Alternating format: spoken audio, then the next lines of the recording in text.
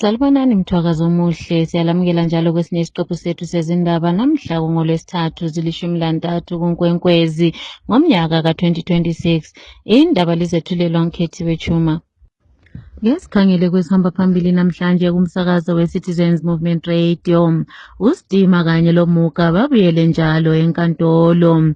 Umongameli wenhlanganiso yezinasu uHamauso kanye labanye bakhe baboshiwe. Izizalwane zaseZimbabwe eziphila ngaphandle kwelizwe ziye zayenza imbhikisho ema-ofisini elizwe umhlaba wonke jikelele. Nanzi indaba zethu ngokuceleyo.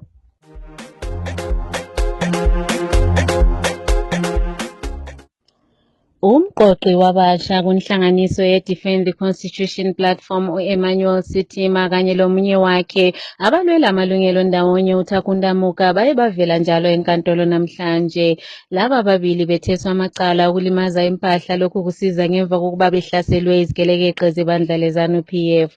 Inkantolo idlulisele phambili icala labo mhla zingama-22 kuyona le inyanga, kanti baza kuqhubeka bevalelwe ejele. Inkantolo ifuna ukungezelela njalo elinye icala lokungaziphathi ngendlela eqondileyo. Umqoqi wenhlanganiso yeZimbabwe Solidarity Movement uLiam Khanenga uthi laba babili abenzanga cala, kanti njalo bajeziswa ngenxa yokuphikisana lokujintshwa kwesisekelo sombuso ngokwehlandla lesithathu. Ake sizweni uKhanenga ekhuluma.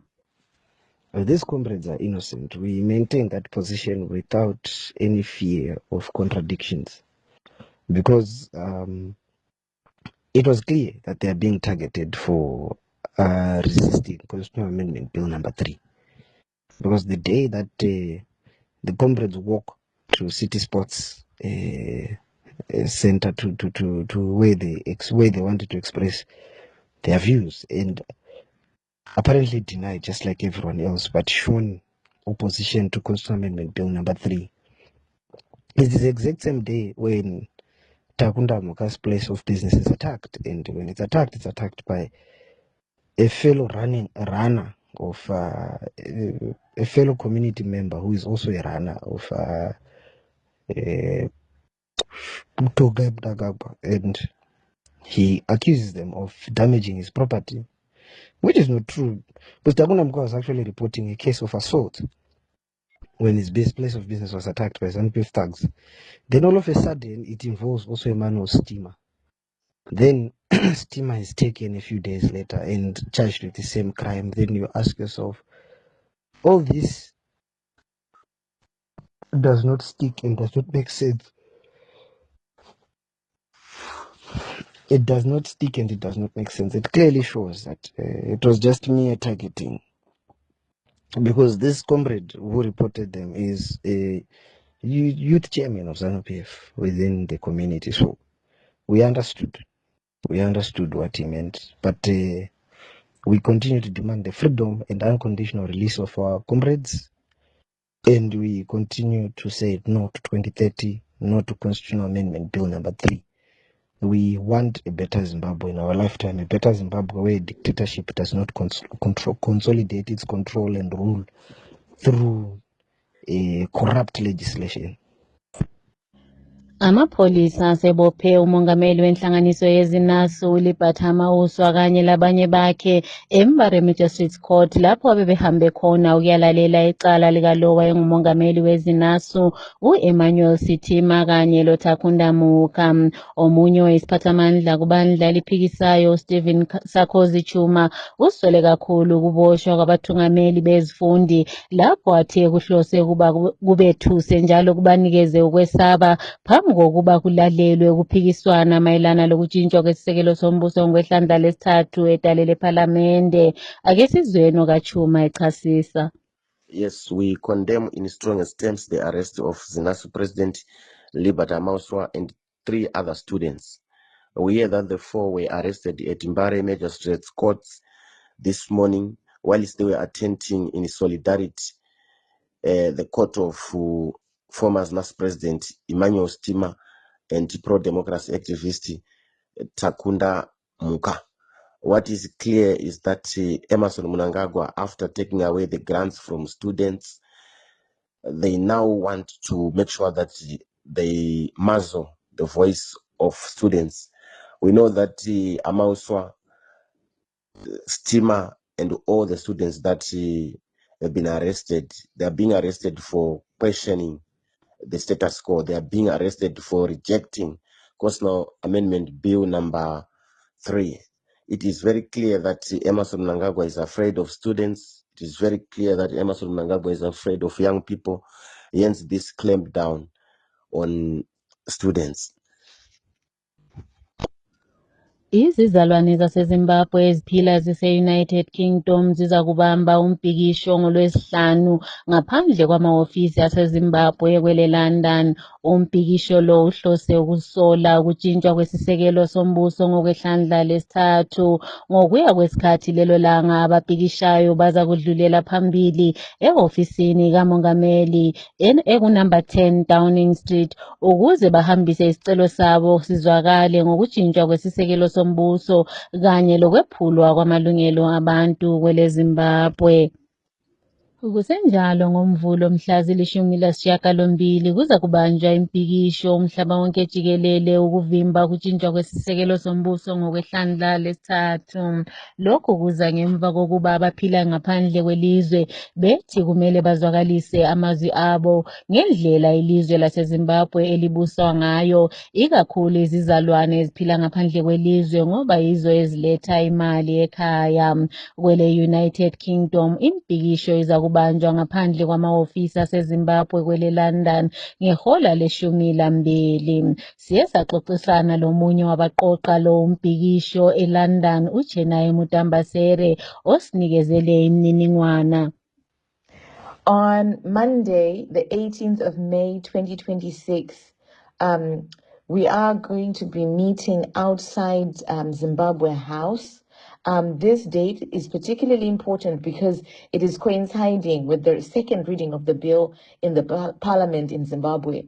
We therefore want to send a resounding message that in the first instance, Zimbabweans in the diaspora have not been consulted as part of the public hearing consultation process, which is in direct violation of the Constitution and should really nullify the whole consultation process.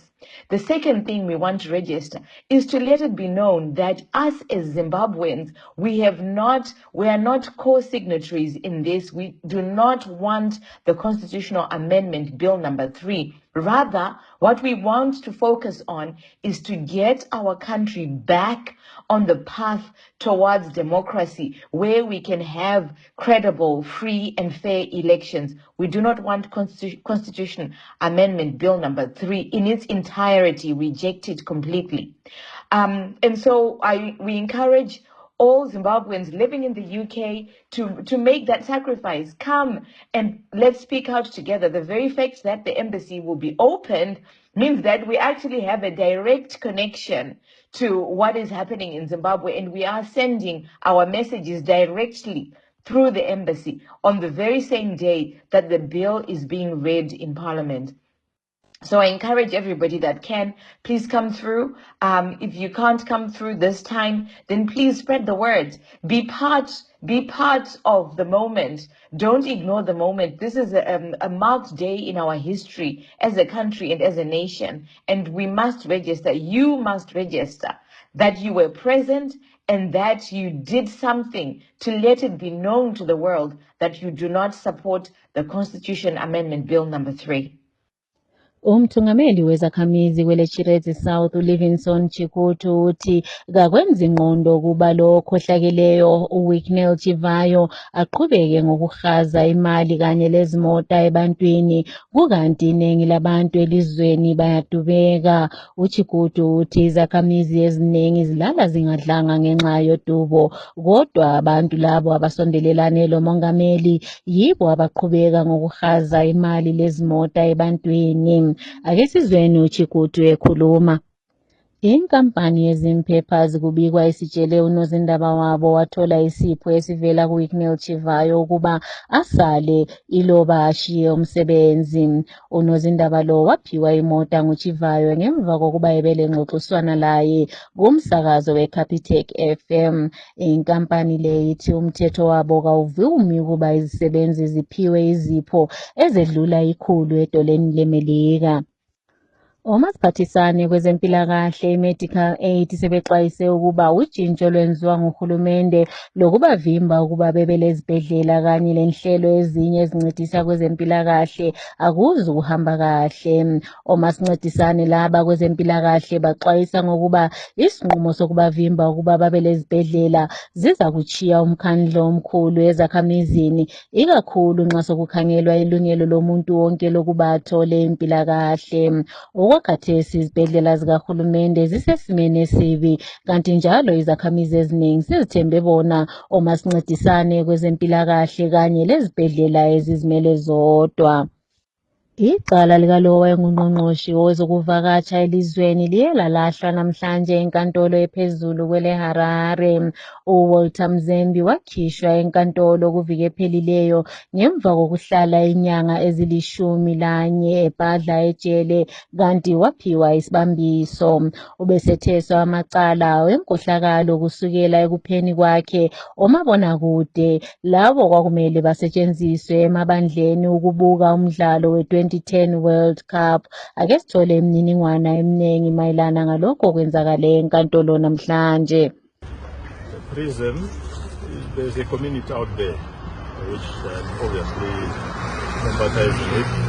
I believe that maybe up to 50% of the people who are currently incarcerated could be people like me, who have to be given the opportunity to defend themselves or to be defended, and then the rule of law will naturally pass its own verdict on them. The sooner we speed up court processes and make sure that people do not stay in remand for inordinate times, I think the better. That's where the justice lies. It lies in the state's ability to efficiently and diligently discharge the justice within prescribed time frames. So as you would imagine, I spent 11 months, which is enough time to actually conceive and give birth. 9 months plus 2 months of breastfeeding that I spent in incarceration. But notwithstanding, I'm glad that the state has, in fact, the judge and the jury, they made the verdict that they've announced. I think it's the fairest thing. It was the fairest thing to do under the circumstances. Isisebenzi somgodi uPhaton Rivengo leminyaka engama-23 ohlala insuku eziyisishiyagalombili evalelelwe ngaphansi komhlaba uthi ubephila ngokunatha umchamo wakhe. uRivengo wasinda engozini yokuwelwa ngumgodi kanti omunye wakhe u-Innocent Mahere wafela lapho ngoba engalutholanga usizo. Bebeqashwe inkampani eGansay Gold Mine kweleMondoro.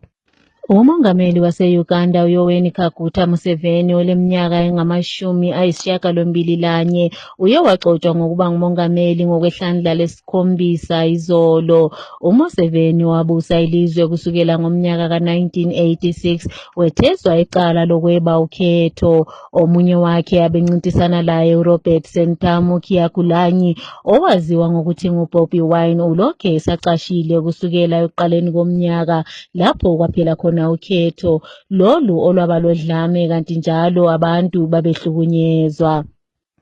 Kwezemidlalo Kumidlalo ye-English Champions, iSouthampton iye yanqoba iMiddlesbrough 2-1 ngemva kokungezelelwa kwesikhathi, lokho kubadlulisele phambili kuma-final azakudlalwa lapho kuzakhethwa khona iqembu elizangena ku-Premier League. iSouthampton yona izakubhekana leHull City kuma-final. Emidlalweni ye-English Premier League, iManchester City izakubhekana leCrystal Palace namhlanje kusihlwa enkundleni ye-Etihad. Umgijimi omkhulu wase-Ethiopia uYeppgal Melese kasekho emhlabeni kanti wedlulele iminyaka engama-36 ngemva kokugula okwesikhashana esifishane ngesikhathi ezilungiselela ngoLwesibili ukubike inhlanganiso yabagijimi kulelo lizwe.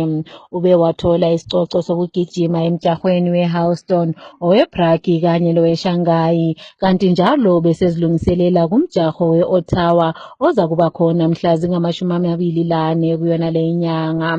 Ngembiko ekhishwe ngonozindaba kubikwa uye wagula okwesikhatshana esifishane e-Ethiopia kwele Addis Ababa. Kubikwa uphuthunyishelwe esibhedlela lapho afike adlula khona.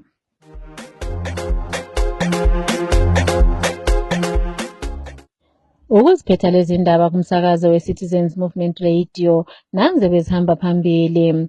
UStima kanye loMuga baye bavela njalo enkantolo namhlanje.